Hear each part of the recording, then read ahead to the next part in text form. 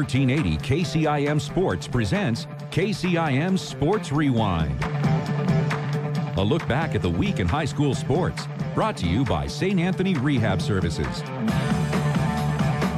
Here's Sports Director Jeff Blankman, John Ryan, and Jeff Honnold. Well, there's that old song by Meatloaf, 2 out of 3 ain't bad. Today, folks, I apologize. You're stuck with 1 out of 3, so it's going to be a dreadful half an hour for you. But hang with us. We'll try to get as much covered for you as we can here today. Jeff Blankman flying solo today. John Ryan getting a chance to, I don't know, how do you get a cruise to Australia?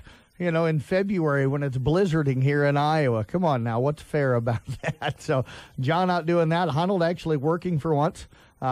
He's out in Michigan, I think, right now, actually, doing a job. So I'm here by myself. But we got a lot to talk about. We've got, of course, district wrestling happened this last Saturday. Had 10 young guys qualify for the state wrestling tournament, which gets underway on Thursday morning. We'll have Bill Kane down there to help me broadcast wrestling action during the day, and then Bill Gross will join us coming up in the evening as I head off to cover basketball action. And then, of course, we also have basketball playoffs going on right now, and a great Saturday last Saturday for the Carroll boys swim team. We'll touch on all of that coming up here throughout this next half an hour, but I do want to start off with tonight's schedule. It's already beginning to change. I do have messages out to all of the coaches and ADs to kind of keep me in touch with what is going on this morning.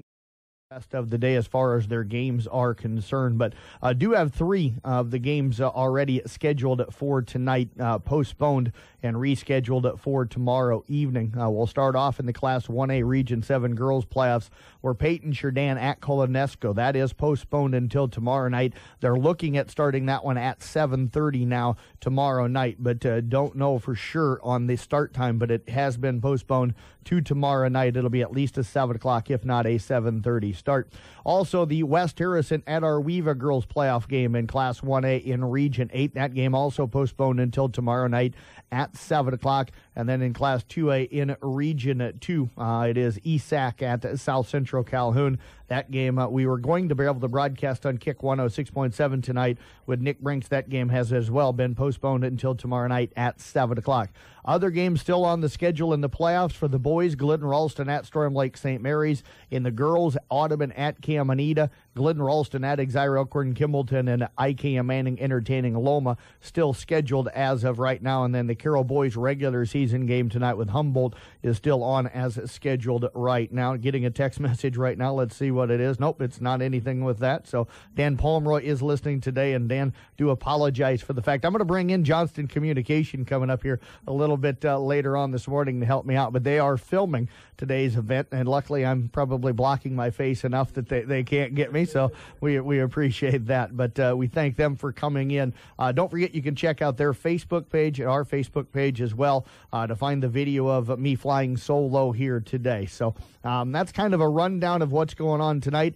Just to inform you for tomorrow night for the girls' playoffs, we do have Kemper against Clear Lake up at Humboldt. I'll bring everybody that broadcast on Kick 106.7 tomorrow night at 7 o'clock. We'll have Carroll at Roland Story. That'll be on 93.7 KKRL.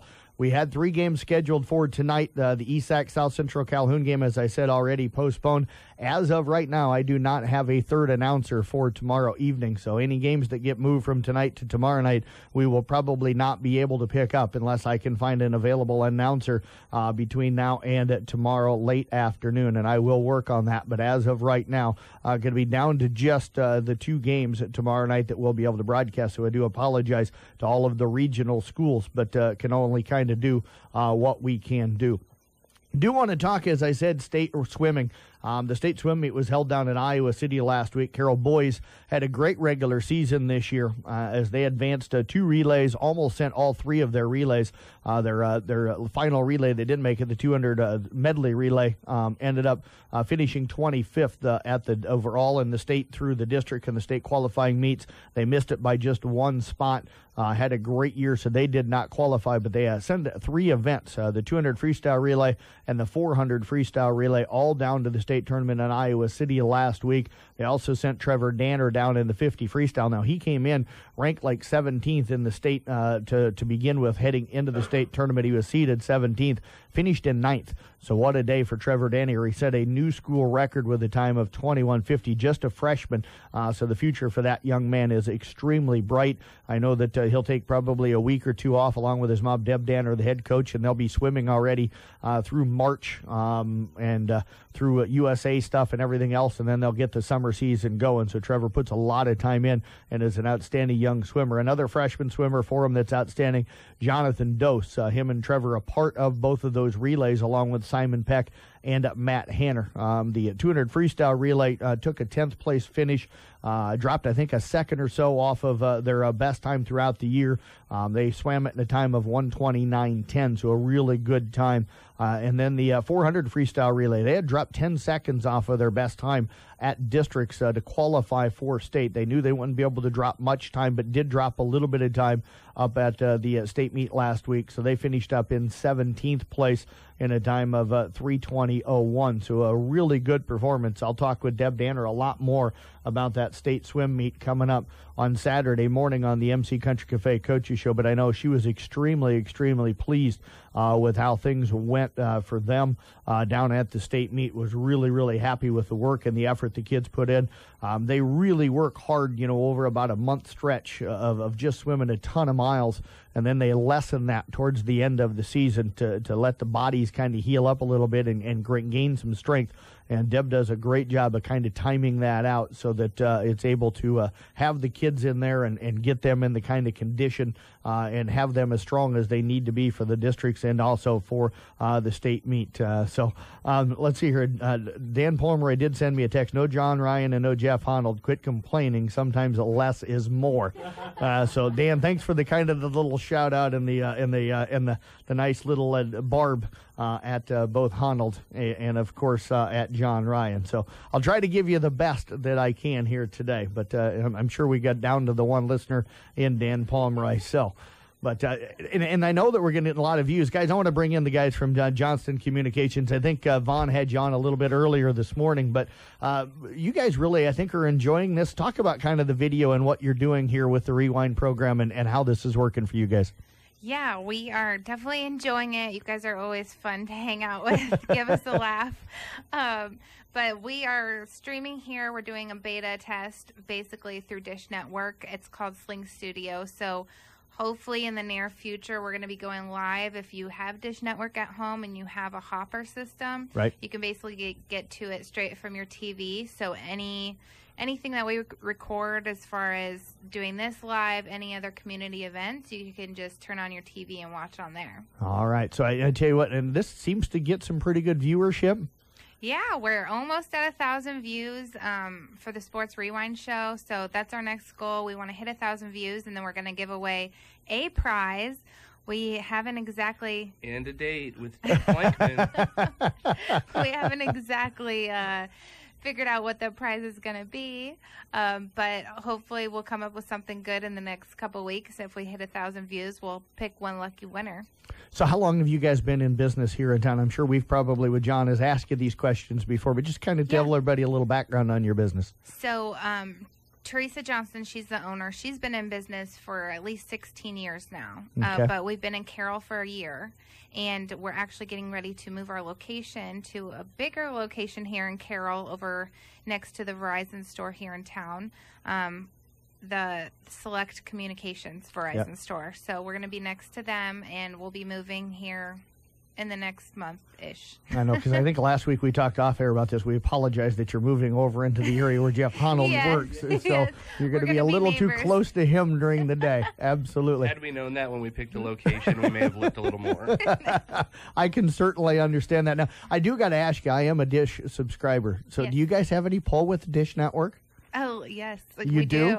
Tell them to get HBO back on, because Game of Thrones is about ready to start, and I'm going to go a little crazy if I can't watch it. We've been working on that for sure. All right. Perfect. Well, guys, thank you very much. Appreciate you coming on. We're going to step away. We're going to take a quick break. We'll come back. We'll talk a little bit about district and state wrestling. That's coming up next year on Rewind on 1380 AM and 95.1 FM KCIM. As the athletes at your house prepare.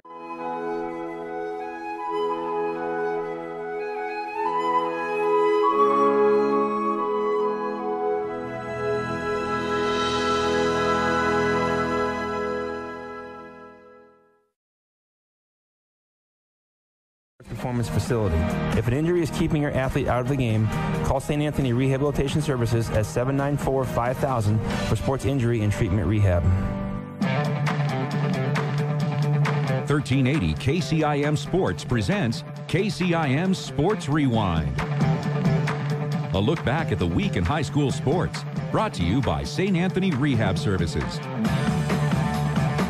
Here's Sports Director Jeff Blankman, John Ryan, and Jeff Honnold. I wanted to welcome you back here to Sports Rewind. Had to replay the opener just so that you know that Jeff Honnold and John Ryan not here today again. I'm flying solo. Dan Palmeray appears to be enjoying that, though, so we do appreciate that. But district wrestling again held last Saturday. Had all of our area teams had at least a couple of wrestlers in the districts. Of course, the Carroll Tigers had all of their wrestlers able to head down to their district down at Johnston, able to get 2 wrestlers through. Abraham Dirks took home a second-place finish at 145 pounds, and Parker Clucky also advances back down to state for a second straight year. He was your district champion at 160 pounds. So Dirks wrestled really well through the day, ended up falling in his championship match, and then had to come back in the second place match and won in a decision 5-1 over at John Harris Jr. out of Abraham Lincoln out of Des Moines. So a good comeback for him, having to kind of bounce back after a loss. Parker Clucky, meanwhile, got into his first place match and picked up a pretty convincing 9-2 win over Hayden Fredrickson out of Urbandale. So a really solid day. Parker wrestled really, really well after being gone for a couple of weeks. For Kemper, they sent 2 guys to districts. It was a disappointing day for the Knights. Kind of a shocker in a way that Ben Schmitz, a guy that was ranked up as high as number 2 during the state, ended up falling in his semifinal round match on Saturday to Jonathan Earp, a kid out of Red Oak that he had wrestled a few times throughout the season and several times over his career and had had a lot of success. Ben ended up falling in that match up 14-3, then had to bounce back and wrestle in a third-place match and was able to do that. He ended up winning by fall over Kyle Kesterson of Southwest Iowa, which is out of Sydney, but did not get an opportunity to wrestle back because Earp had lost to the kid from Sergeant Bullaflutin in the championship match. So Ben takes home a third-place finish and does not qualify for state. Shea Parkus as well took home a third-place finish. He would lose his opening round match as well, and then came back and won by a decision 2-1 over Bo Thompson of Creston in his third-place match, but ended up losing by fall to Ethan Lemon at the 5:54 mark in that second-place match, so he finished up in third place. 2 schools that did extremely well. We'll start off with the Audubon Wheelers. They sent 3 guys to districts this year, and all 3 guys advanced down to the state tournament, 2 of them doing it really in pretty dominant fashion. Trace McEwen at 182 pounds took home a first-place finish. He won by fall over Brennan Maurer of Trainer at the minute 38 mark, and he really cruised probably through both of his matches. So he's wrestling really well. He'll enter state at 32-8 on the season. The other guy, Dylan Obermeyer, finished up in first place as well. Obermeyer 50-0 right now on the season, ranked number 5 in the state. He's had an outstanding year. He's really been dominant for them all season long. He won his championship match by fall as well at the minute 44 over Talon Myers of Southwest Valley. That was after winning by fall in the semifinals as well. So both those guys advance as district champions. Luke Mazinski as well took home a second-place finish. Now, he lost in the championship match to Darius Agashi of West Monona, ended up losing by fall, but then came back in the second-place match to win 7-2 over Sam Olson out of Griswold. So he advances to state as well with a second-place finish. We'll talk ESAC here in just a little bit. Coon Rapids Bayard was also at that same district with Audubon. Peyton Clipperton would finish up in third place. He lost to Zane Ziegler of Underwood 11-8 in the opening round match, then did come back and win his third-place match. He won by a decision of 8-5 over Nolan Moore out of Riverside. But again, Ziegler losing in that championship match, so Peyton didn't get an opportunity to wrestle back. So his outstanding season came to an end with a third-place finish. For Esac County, very similar to Audubon, sent 3 guys to districts with Nathan Thompson, Garrett Bruce, and Kip Corbin. Bruce came out of there with a championship, won his opening round matchup 8-4 and then ended up getting into the championship and won a tough 7-6 decision. Got some late points to be able to knock off Tristan Mulder out of Western Christian, a young man that was a guy that had been at state last year and lost just once throughout the year, was ranked number 7 in the state coming in to that championship match. So Garrett Bruscher, district champion, and moving on. Kip Corbin would take home a second place finish. Won his semifinal round matchup by fall, and then ended up losing to Trenton Dirks of Westwood of Sloan by fall in the first place match. Did not have to wrestle back, though, so he ends up taking home a second place finish. Nathan Thompson also finished up in second place at 132 pounds. Nathan would win by fall in his semifinal round matchup, then lost a tough 9-4 decision to Dylan Lynott, a very good wrestler from West Sioux Haywarden in the championship match. Nathan did not have to come back and wrestle back, so he ended up bringing home a second place finish and advanced to state. So congratulations goes on to him. And then of South Central Calhoun, of course, also was at that same district up at Sibley Oshedon. Kevin King would finish up in third place. He lost his third place match by fall to Christian Kruger out of Woodbury Central. Ended up having to wrestle back against Draven Kraft of West Sioux Hayward and would fall 8-5 in that wrestle back. So he finished up in third. Aiden Toms also would finish up in third. He ended up losing his first round matchup, then won his third place match by fall over Wyatt Scotus of Hinton. Won it in 3:34, but did not get a chance to wrestle back. Blake McAllister brought home a second place finish. He ended up winning his opening round matchup, dominated a 12-2 major decision, but then ended up losing by fall at the 2:32 mark to Wade Mitchell of Woodbury Central. He did not have to wrestle back and finished in second. Tough day for Chase McAllister.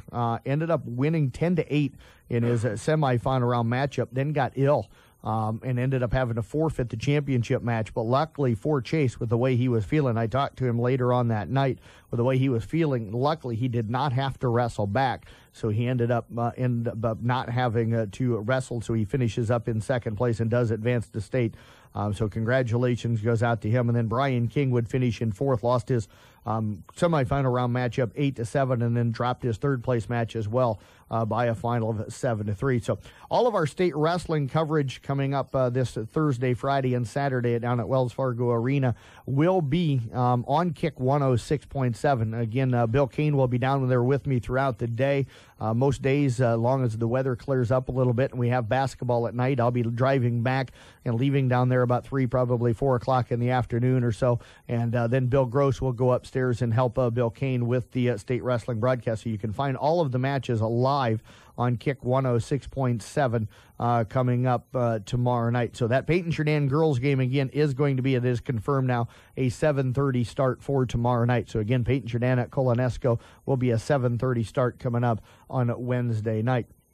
Want to run you quickly through as well the opening round matches for state wrestling. Thursday morning, Parker Clucky for Carroll will take on Anthony Hughes of Norwalk. Hughes is a senior at 23-9. Parker Clucky, senior again at 31-5 on the season. So that'll be a pretty interesting matchup for Clucky. If he wins that matchup, he'll either wrestle number 9 or number 10 in the state in the quarterfinals. Travis Mayers of Dubuque Hempstead is ranked 10th, and then Luke Fissler of Dallas Center Grimes is ranked at number 9 right now. Those two wrestle in the opening round, and Clucky would get the winner of that if he advances. If he falls in his first round match, he would wrestle against the loser of that matchup in the first round consolations. Now, Fissler's kind of an interesting story. He's a junior. He's at 12-5 on the season. So he hasn't wrestled a whole lot, but to be ranked in the top 10 with only 17 matches under your belt kind of tells me that he was a guy that was probably injured for part of the year or missed part of the season for some reason, but is a highly respected wrestler. So that'll be interesting to see how things play out for him. Abraham Dirks has a very tough-looking opening round matchup. But Dirks, of course, just a sophomore, an aggressive guy, a guy that just goes in and attacks. He comes in at 38-10. He's going to take on number 2 Colin Lewis out of North Scott in that opening round. Lewis comes in at 42-2 on the season. and things won't get much easier for Dirks if he wins or even if he loses in that opening round. He'll get either the 9th-ranked wrestler in Nick Bonanno of Indianola or Patrick Chambers out of Cedar Rapids, Xavier. Now, the kid from Indianola is ranked at number 9 right now in Class 3A at 145. We'll drop into the Class 1A portion of our day, which is going to be really busy. That's the stuff that'll start a little bit after noon on Thursday afternoon. Should be wrapped up by about 4 o'clock, 4:30, but we've got 8 wrestlers during that time frame, so it's going to be very busy. Nathan Thompson from Esac County in his opening round will take on number 2-ranked Gabriel Lewis out of Denver, a young man that's a junior at 46-1. Thompson, a junior, will enter that one at 26-3. A win could put him against Easton Larson out of Don Bosco in the second round, as that young man, again, is on the other half of that bracket. At 145 pounds, Blake McAllister from South Central Calhoun, the freshman at 35-9, will take on number 6-ranked Michael Egan out of MFL Marmac. He's a senior that comes in at 38-1, and again is ranked number 6. And again, the top half of that little bracket for them, if he wins or he loses, he'll either take on the winner or the loser between Wyatt Appleseth of Panorama or Duke Kyle of Missouri Valley. Kyle ranked number 5, Appleseth ranked number 8 in the state. At 1A, 160 pounds, Chase McAllister, again, ranked number 4 in the state. Kind of an interesting matchup here. In the opening round, he has to take on the number 5-ranked wrestler in Elijah Wagner out of Lake Mills. Wagner, a sophomore, coming in at 46-3. McAllister, of course, the senior at 41-4 on the season. So a very interesting early matchup. It's kind of crazy looking at the brackets pretty much for all of our area classes for the kids that we have, kids down there. You get a lot of really top or bottom heavy brackets. Either the top part of the bracket has a ton of kids that are ranked, or the bottom half of the bracket has a ton of kids that are ranked. So it's kind of weird how you have some of those matchups, ranked kids going up against each other in the first round. The state doesn't pay attention to rankings at all. That's part of the thing. They match up a district champion against a district runner-up, and that's kind of predetermined ahead of time. So you get sometimes some of your best matches sometimes in those early rounds, which makes things really interesting. At 170 pounds, Garrett Bruce from Esac County will take on Caleb Peach from English Valley. Peach is a senior at 36-9 on the year. Bruce is a senior at 38-6. So a couple of guys pretty comparable with their records. Potentially a win for Garrett Bruce could potentially put him up against Nick Haynes out of Missouri Valley in the quarterfinals. Haynes is ranked at number 4 in the state at 170 pounds. At 182 pounds, Trace McEwen, the senior from Audubon, goes in at 32-8 on the season. He gets number 1 ranked Gabe Pauley from AHST Avoca Walnut, a senior that's 33-3. So a really tough opening round matchup. A win or a loss puts him against either the winner or the loser of Trevor Schuler, who is ranked at number 8, or also Quentin Reckenhammer. So those out of North Liberty. So those would be the two guys that he potentially wrestle in his second match. 195 pounds, Luke Mazinski of Audubon, the junior comes in at 45-6 on the season. He'll take on Carson Waddle of West Central Valley, who's a senior at 35-6. Neither one of those wrestlers ranked right now, but you do have Owen Grover, who comes in ranked number 3, sitting in the bottom half. So a win for Mazinski would put him potentially up against the number 3 guy in the state. And then at 220 pounds, you have Dylan Obermeyer of Audubon, the senior, again at 50-0 on the season. He is ranked number 5. He takes on Jackson Allen out of New London, a junior who's 33-13 in the opening round. There is a really interesting quarterfinal round matchup potentially. Brenton Schoenher of Midland is ranked right now at number 4, so you could have number 4 against number 5 in the quarterfinals if both guys advance. And then Kip Corbin out of Esac again at 285. He comes in a junior at 32-11 on the year. He'll take on number 2 ranked Aaron Olson out of Missouri Valley, a senior who comes in at 45-6. So Corbin getting a tough one in that opening round matchup. He also potentially could have Rylan Duffy, who is the number 9 ranked wrestler, at a senior at 38-6, potentially in his quarterfinal round matchup. So that's kind of a preview of what's coming up for us down in state wrestling. We've got basketball to talk about, and we've got a little bit more of a communication coming up with Johnston Communications coming up here. That's next right here on Rewind on 1380 AM and 95.1 FM KCIM. As the athletes at your house.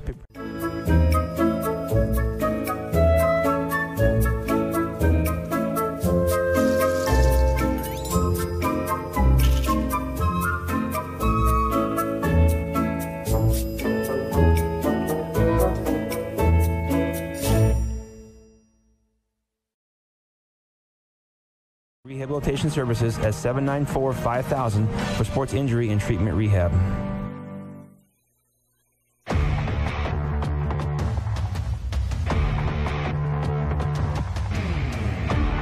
We welcome you back here to Sports Rewind. Jeff Blankman talking again with the folks from Johnston Communications. So much appreciate you guys coming in. And you just let me know that we do have some listeners. I want to thank the Leans down in Florida right now. Carter and Kennedy's grandparents are watching and listening to the show here today. So a quick shout out to them, and thanks very much. No problem. It looks like we're reaching a lot of people, so that's great that we can stream this on Facebook for those people who travel or maybe not here for the winter but still want to stay updated on what's going on with the sports here locally. So it's awesome that we have watchers, listeners all over. Yeah, it's a lot of fun to be able to bring that to the people that can actually be here and be a part of it in the local area. So we appreciate you guys doing this for us. You also mentioned when we were in the break here a little bit ago, you guys have got a special thing coming up here pretty soon. Yeah, we are offering a special right now on HughesNet. So it's internet. It's for a lot of people who are maybe live rural out in the country. If you think that maybe you can't get internet and you're just relying on a hotspot, HughesNet would be a great option for you guys. You can get pretty good speeds. It's unlimited data. So the special going on right now is we're doing $100 back. Give us a call or stop at the office and talk to us if you have questions. All right. Well, thank you very much again for coming in. Thanks for helping me out today so that everybody doesn't have to listen to me for a full half an hour here today. Thanks, Jeff. You bet. We do have some basketball to get to here real quick. We're kind of running down here, a couple of minutes left in the show today, and I want to show John that when I'm here by myself, I actually don't go over. So, you know, we're gonna make sure that we're off the air at 9:59:50 here this morning. But the Kemper boys got a really good win last night. Jumped out 15-3 against Maple Valley, Anthony Charter Oak Ute. Wouldn't say cruised for the rest of the way, just kind of maintained the game, the lead that rest of the way. It would get cut down to 5 every now and then, but every time that the Rams would mount a charge, the Knights would go on a little bit of a run on their own and extend that lead back up around 10. They got it up to as much as 14 in the fourth quarter, ended up winning by 10. So they advance on to take on OABCIG coming up on Thursday night. If Honnold can get back from Michigan with the weather, he is going to be the one bringing you that doubleheader. We don't know who ESAC will play that night yet. ESAC's the first game that night at 6:30. Kemper will be the 8 o'clock game. ESAC has to wait until Alta Aurelia and Missouri Valley play tonight up in Alta because they postponed the second game last night and moved it to tonight. We'll see if they can get that one in with everybody else being kind of postponed around the area tonight. So girls playoffs, everything got underway last Friday. It was Audubon knocking off Coon Rapids Bayard 55-37. Big night that night for Aaliyah Hermanson. She had a double-double with 20 points and 11 rebounds. The freshman's been outstanding for them all year. And then Keaton Wessel also added 11 points and 7 boards. J.C. Christensen nearly had a double-double as well, as she had 9 points, 7 rebounds in that game. For Coon Rapids Bayard, that fought hard. Caitlin Winnett had a really good game for them inside. She ended up with 15 points, 8 rebounds, and Bryn Bass finished up with 13 points and loss. Peyton Jourdan got a big night from Jenna Byers, also from Danielle Hoyle, as they advanced with a win over Ankeny Christian Academy, trailed after the first quarter and then rallied back, took the lead at halftime and pulled away in the fourth quarter to go on to a win. And Glidden Ralston also looking solid in a win over Woodbine, a team they had already beaten twice during the season. 54-38 was that final score there. So congratulations to those teams. Hannah Whitver almost had a double-double in that win. And then we had playoffs Saturday night as well. Carroll Tigers rolling over Greene County, kind of made easy work of it in a 61-26 victory. Kemper cruises by Southeast Valley 71-24, and Arweva also picking up a 53-35 victory that night as well. And ESAC beat Alta Aurelia 70-42. So that's going to do it for Rewind this week. Appreciate everybody joining us here today. Have a great rest of your week. And again, keep an eye on the website for any more postponements. When you need to know,